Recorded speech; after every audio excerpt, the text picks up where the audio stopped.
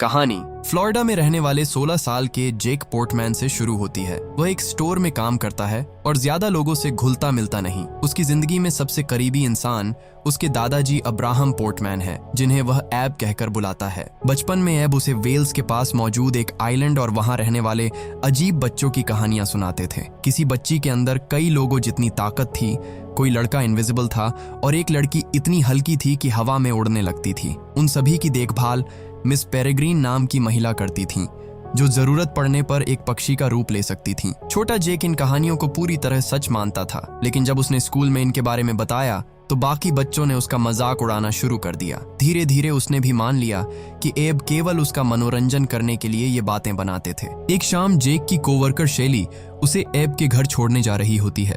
रास्ते में जेक दादाजी को फोन करता है, मगर उनकी आवाज सुनते ही उसे कुछ गड़बड़ महसूस होती है। एब बहुत घबराए हुए हैं और अपने गन कैबिनेट की चाबी ढूंढ रहे हैं। वह जेक से कहते हैं कि किसी भी हालत में घर मत आना, क्योंकि उनके दुश्मन वहां पहुंच चुके हैं। जेक को लगता है कि दादाजी की डिमेंशिया वाली परेशानी फिर बढ़ गई है। उसके पिता एब की गन पहले ही सुरक्षित जगह रख चुके थे, इसलिए वह उन्हें शांत रहने के लिए कहता है, लेकिन एब लगातार उसे वहां आने से रोकते रहते हैं। उनकी हालत देखने के लिए जेक फिर भी घर पहुंच जाता है। अंदर कदम रखते ही उसे पूरा सामान बिखरा हुआ मिलता है। दरवाजा टूटा है और ऐसा लग रहा है जैसे किसी ने पूरे घर में कुछ ढूंढने की कोशिश की हो। एब अंदर नहीं होते। पीछे के जंगल की तरफ कुछ निशान देखकर जेक उन्हें खोजने निकल पड़ता है, जबकि शेली अपनी कार से गन लेने जाती है। थोड़ी दूर जाने पर जेक को दादाजी जमीन पर बुरी तरह घायल हालत में मिलते हैं। उनके शरीर पर गहरे घाव है और दोनों आंखें निकाल ली गई हैं। जेक तुरंत इमरजेंसी सर्विस को कॉल करता है, मगर एब जानते हैं कि अब उनके पास ज्यादा समय नहीं बचा। आखिरी सांसों में वह जेक से कहते हैं कि उसे आइलैंड पर जाना होगा। वहां एमरसन को ढूंढकर 3 सितंबर 1943 वाले लूप में प्रवेश करना है। उस जगह पर मौजूद बर्ड उसे सब कुछ समझा देगी। जेक को उनकी किसी बात का मतलब समझ नहीं आता, फिर भी वह उनकी आखिरी इच्छा पूरी करने का वादा करता है। एब अफसोस जताते हैं कि उन्हें यह सच जेक को पहले ही बता देना चाहिए था। इतना कहने के बाद उनकी मौत हो जाती है। उसी समय जेक को पीछे कोई हलचल सुनाई देती है। अंधेरे में उसे एक लंबा बिना आंखों वाला क्रीचर दिखाई देता है, जिसके मुंह से कई टेंटिकल्स बाहर निकले हुए हैं। वह क्रीचर जेक की तरफ बढ़ने लगता है। जेक शेली को सावधान करता है। शेली उसी दिशा में गोलियां चलाती है, लेकिन उसे वहां कुछ भी दिखाई नहीं देता। गोलियों की आवाज सुनकर क्रीचर जंगल में गायब हो जाता है। 1 महीना गुजरने के बाद भी वह उस रात को भूल नहीं पाता। उसकी मेंटल कंडीशन देखकर फैमिली उसे साइकाइट्रिस्ट डॉक्टर गोलन के पास ले जाती है। थेरेपी में जेक दादाजी की पुरानी कहानियों और उन बच्चों की फोटोज के बारे में बताता है। एब का बचपन पोलैंड में गुजरा था। दूसरे विश्व युद्ध के दौरान उन्हें वहां से बचाकर वेल्स भेजा गया था। जेक के पिता फ्रैंक का मानना है कि एब ने युद्ध के डर और नाजीज को बाद में मॉन्स्टर्स वाली कहानियों में बदल दिया, लेकिन जेक ने उनकी मौत वाली रात बिल्कुल वैसा ही मॉन्स्टर देखा था जैसा एब बचपन से बताते आए थे। जेक के बर्थडे पर उसकी आंट सूजी उसे एब की तरफ से रखा हुआ एक गिफ्ट देती है। ये रैल्फ वॉल्डो एमरसन की राइटिंग्स वाली पुरानी किताब होती है। किताब खोलते ही उसके अंदर से एक पोस्ट कार्ड गिरता है। ये पोस्ट कार्ड 2 साल पहले अल्मा पेरेग्रीन नाम की महिला ने एब को भेजा था। उसमें लिखा है कि वह और बच्चे आज भी उनकी खबर का इंतजार कर रहे हैं और चाहते हैं कि वह उनसे मिलने आए। नीचे वेल्स के कैरनहोल्म आइलैंड का एड्रेस लिखा होता है। अब जेक को एब के आखिरी शब्दों में बताए एमरसन का मतलब समझ आता है। वह किसी व्यक्ति का नाम नहीं था। एब उसे इसी किताब तक पहुंचाना चाहते थे जिसमें पोस्ट कार्ड छिपा हुआ था। जेक वह पोस्ट कार्ड डॉक्टर गोलन को दिखाता है। वह सलाह देती है कि उसे उस आइलैंड पर जाकर सच्चाई देख लेनी चाहिए। अगर वहां कुछ नहीं मिला तो कम से कम वह दादाजी की कहानियों और अपनी उलझन से बाहर निकल पाएगा। फ्रैंक बर्ड्स पर एक बुक लिख रहा है और कैरनहोल्म के आसपास कुछ रेयर बर्ड्स पाए जाते हैं, इसलिए वह भी इस ट्रिप के लिए तैयार हो जाता है। दोनों लंबे सफर और फेरी राइड के बाद कैरनहोल्म आइलैंड पहुंचते हैं। यह एक छोटा और सुनसान आइलैंड है। उनके रहने की जगह एक पुराने पब के ऊपर बनी है। जेक उसी दिन पुराने चिल्ड्रंस होम तक जाना चाहता है। फ्रैंक बर्ड वॉचिंग में व्यस्त है, इसलिए आइलैंड के 2 लोकल लड़के उसे जंगल के बीच बनी उस जगह तक ले जाते हैं, मगर वहां किसी सुंदर होम की जगह केवल एक जली हुई टूटी इमारत बची है। लड़के बताते हैं कि 3 सितंबर 1943 को जर्मन प्लेन ने इस घर पर बॉम्ब गिराया था। उस हमले में हेडमिस्ट्रेस और सभी बच्चे मारे गए थे। एब कुछ महीने पहले आर्मी ज्वाइन करने के लिए जा चुके थे, इसलिए उनकी जान बच गई। यह बात जेक को और परेशान कर देती है। अगर मिस पेरेग्रीन और बाकी बच्चे 1943 में मर गए थे तो 2 साल पहले एब को पोस्ट कार्ड किसने भेजा था? अगली सुबह जेक अपने पिता से कहता है कि वह लोकल लड़कों के साथ बाहर जा रहा है, लेकिन अकेले दोबारा उसी खंडहर में पहुंच जाता है। अंदर पुराना फर्नीचर, फोटोज और बच्चों की टूटी चीजें पड़ी हैं। उसे बार बार लगता है कि कोई छिपकर उसे देख रहा है। अचानक कुछ बच्चे उसके सामने आते हैं। उनमें ब्रॉनविन, ऑलिव, ट्विंस और एमा शामिल हैं। जेक इन चेहरों को एब की दिखाई पुरानी फोटोज में पहचान लेता है। एमा पहली नजर में उसे एब समझ लेती है। जेक घबराकर पीछे हटता है और टूटी फ्लोर से नीचे गिरकर बेहोश हो जाता है। जब उसकी आंख खुलती है तो वही बच्चे उसके चारों तरफ खड़े होते हैं। जेक को लगता है कि शायद वह मर चुका है, क्योंकि उसके हिसाब से ये सभी बच्चे 1943 में मारे गए थे। लेकिन बच्चे उसे बताते हैं कि वे बिल्कुल जिंदा हैं। उनके साथ मिलर्ड नाम का एक इनविजिबल लड़का भी है। उसके कपड़े दिखाई दे रहे हैं, मगर शरीर पूरी तरह गायब है। बच्चे बताते हैं कि मिस पेरेग्रीन ने फेरी पर ही जेक को देख लिया था और उन्हें उसे लेने भेजा है। वे उसे समुद्र किनारे बनी एक केव में ले जाते हैं। केव पार करने के बाद जेक को बाहर सब कुछ पहले जैसा दिखाई देता है। उसे लगता है कि बच्चे उसे कहीं फंसाना चाहते हैं, इसलिए वह उनसे दूर भागकर सीधे अपने होटल पहुंच जाता है। लेकिन पब का मैनेजर उसे पहचानने से इनकार कर देता है। वहां बैठे लोग उसके मॉडर्न कपड़े और अमेरिकन एक्सेंट देखकर उसे जर्मन स्पाई समझ लेते हैं। कुछ लोग उसे पकड़ने की कोशिश करते हैं। तभी कमरे की प्लेट्स, ग्लासेस और चेयर्स अपने आप उड़ने लगती हैं। जेक को लगता है कि शायद उसके अंदर भी कोई पावर आ गई है, मगर यह सब इनविजिबल मिलर्ड कर रहा होता है। ऑलिव अपने ग्लव्स उतारकर दरवाजे को छूती है और उसमें आग लगा देती है। इस अफरा तफरी का फायदा उठाकर एमा और बाकी बच्चे जेक को बाहर निकाल लेते हैं। रास्ते में वे बताते हैं कि केव पार करते ही वह 2016 से निकलकर 3 सितंबर 1943 में पहुंच गया था। इस जगह पर एक ही दिन बार बार दोहराया जाता है, जिसे टाइम लूप कहते हैं। वे उसे उसी चिल्ड्रंस होम के सामने ले जाते हैं जो 2016 में खंडहर बन चुका था, मगर यहाँ वह इमारत पूरी तरह सुरक्षित है और उसके अंदर सभी बच्चे अपनी नॉर्मल जिंदगी जी रहे हैं। दरवाजे पर मिस अल्मा पेरेग्रीन खुद जेक का स्वागत करती है। उन्हें पहले से पता था कि एब का पोता एक दिन यहाँ जरूर आएगा। मिस पेरेग्रीन बताती है कि कुछ लोग जन्म से पिक्यूलियर होते हैं और उनके अंदर ऐसी एबिलिटीज होती है जो सामान्य इंसानों में नहीं पाई जाती। इन बच्चों की सुरक्षा यम्ब्रीन करती है। यम्ब्रीन पक्षी बन सकती है और किसी खास दिन को टाइम लूप में बंद कर सकती है। उन्होंने 3 सितंबर 1943 के आखिरी 24 आवर्स को लूप में बंद कर रखा है। हर रात जर्मन प्लेन का बॉम्ब घर पर गिरने से ठीक पहले मिस पेरेग्रीन समय को पीछे कर देती है और वही दिन दोबारा सुबह से शुरू हो जाता है। इस लूप में रहने की वजह से बच्चों की उम्र नहीं बढ़ती। जेक की मुलाकात बाकी बच्चों से कराई जाती है। ब्रॉनविन के अंदर कई लोगों जितनी ताकत है। फियोना पौधों को तेजी से उगा सकती है। ह्यू के शरीर में बीज रहती है और मिलर्ड पूरी तरह इनविजिबल है। होरेस अपने ड्रीम्स को स्क्रीन पर दिखा सकता है। क्लेयर के सिर के पीछे दूसरा मूंग है, जबकि ट्विन्स हमेशा मास्क पहन कर रखते हैं। ऑलिव अपने हाथों से आग पैदा कर सकती है,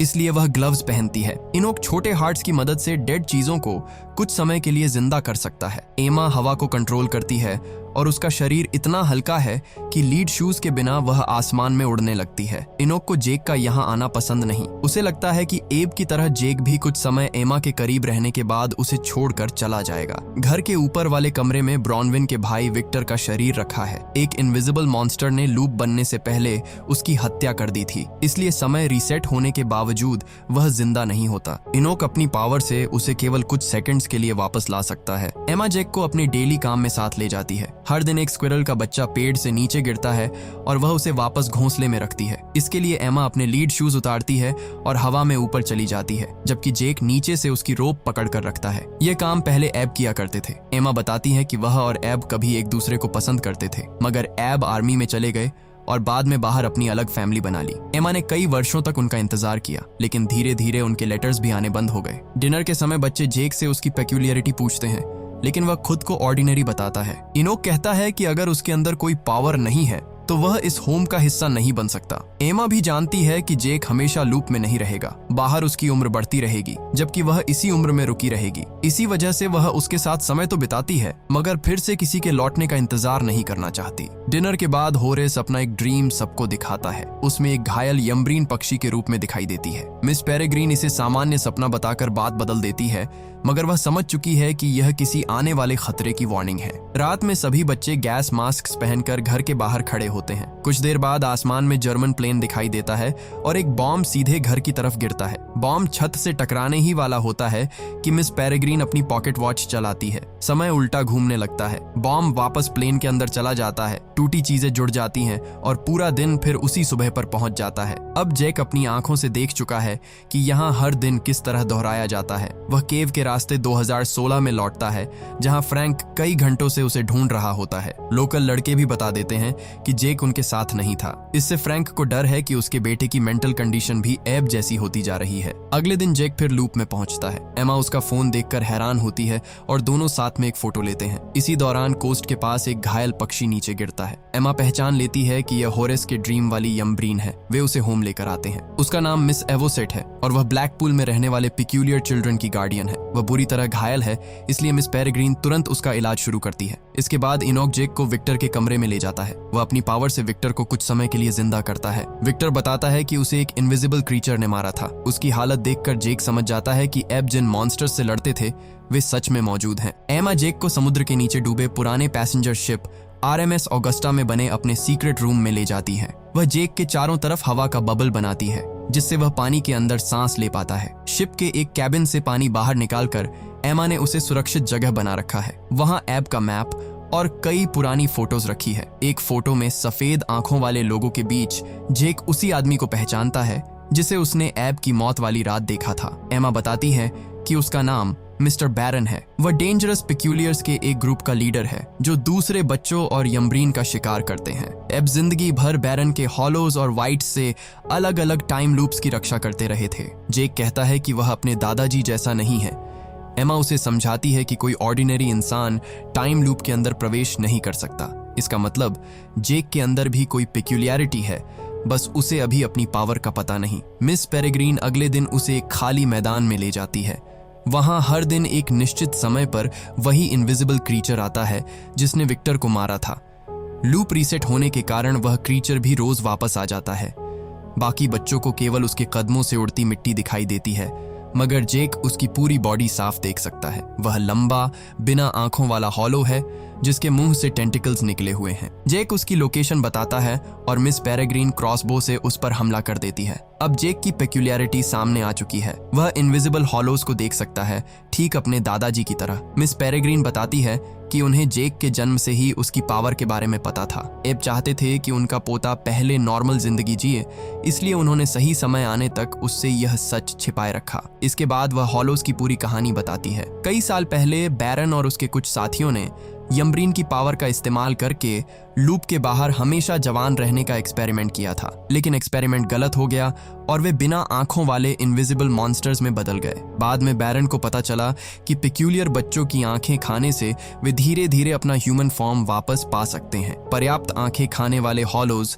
सफेद आंखों वाले वाइट्स बन गए, जबकि बाकी क्रीचर्स आज भी बच्चों की तलाश में घूम रहे हैं। इसी दौरान मिस एवोसेट को होश आता है। वह बताती है कि बैरन ने ब्लैकपूल में बने उसके नए लूप का पता लगा लिया था। हॉलोज ने उसके लगभग सभी चिल्ड्रन को मार दिया और बैरन ने ब्लैकपूल टावर के नीचे वही पुरानी मशीन तैयार कर ली है। इस बार वह कई यम्ब्रीन की पावर्स को एक साथ इस्तेमाल करके इमॉर्टैलिटी वाला एक्सपेरिमेंट दोहराना चाहता है। मिस एवोसेट किसी तरह पक्षी बनकर वहां से भागी, मगर हमले में बुरी तरह घायल हो गई। मिस पेरेग्रीन बच्चों को सामान पैक करने के लिए कहती है। अब उनका लूप भी सुरक्षित नहीं है और उन्हें जल्द नया ठिकाना ढूंढना होगा। बीच पर उनकी मुलाकात जॉन लेमोंट नाम के बर्ड फोटोग्राफर से होती है। वह बहुत फ्रेंडली बनकर फ्रैंक से आइलैंड और उनके यहाँ आने की वजह पूछता है। कुछ समय बाद होटल का बूढ़ा आदमी अंकल ओगी गायब हो जाता है। जेक उसे ढूंढते हुए बाहर जाता है और रास्ते में उसकी बॉडी पड़ी देखता है। उसकी आंखें भी एब की तरह निकाली गई हैं और आसपास कई जानवर मरे पड़े हैं। जेक समझ जाता है कि कोई हॉलो आइलैंड पर पहुंच चुका है। वह पिता की बात अनसुनी करके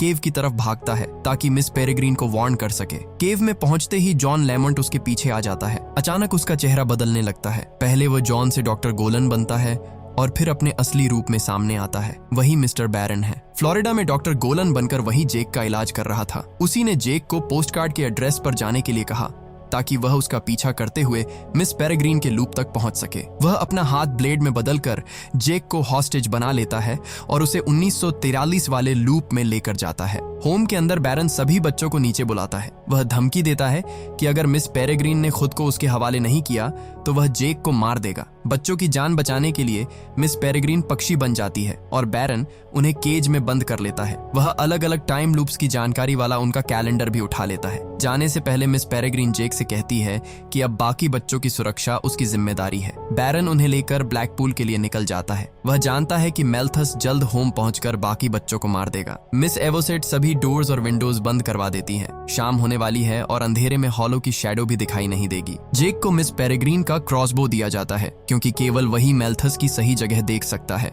इसी समय घर का फोन बजता है। दूसरी तरफ यंग एब है जो आर्मी एयरबेस से मिस पेरेग्रीन और बच्चों की खबर पूछ रहे हैं। वह जेक को नहीं पहचानते और उसे होम में आया कोई नया बच्चा समझते हैं। जेक अपनी पहचान नहीं बताता। वह केवल इतना कहता है कि अगर उसने कभी उन्हें निराश किया हो तो उसे माफ कर दें। साथ ही वह उन्हें दुनिया का सबसे अच्छा दादाजी बताता है। एब उसकी बात का मतलब नहीं समझते, मगर जेक को उनसे एक बार सही तरीके से गुड बाय कहने का मौका मिल जाता है। फोन रखने के तुरंत बाद मेल्थस घर में घुस आता है। जेक उसकी मूवमेंट देखकर बच्चों को रास्ता बताता है, लेकिन क्रॉसबो चलाने में लगातार चूक रहा होता है। मिस एवोसेट हॉलो को रोकने की कोशिश करती है, मगर मेल्थस उन्हें पकड़कर मार देता है। बच्चे एटिक की तरफ भागते हैं। फियोना बाहर खड़े बड़े ट्री की ब्रांचेस तेजी से बढ़ा देती हैं और सभी खिड़की से उन्हीं ब्रांचेस पर उतरकर घर से बाहर निकल जाते हैं। अब लूप रिसेट होने का समय आ चुका है, लेकिन मिस पेरेग्रीन वहां मौजूद नहीं है। आसमान से जर्मन प्लेन का बॉम्ब घर की तरफ गिरता है। जेक और बाकी बच्चे दूर भाग जाते हैं, जबकि मेल्थस अंदर ही रह जाता है। बॉम्ब गिरते ही पूरा होम धमाके में नष्ट हो जाता है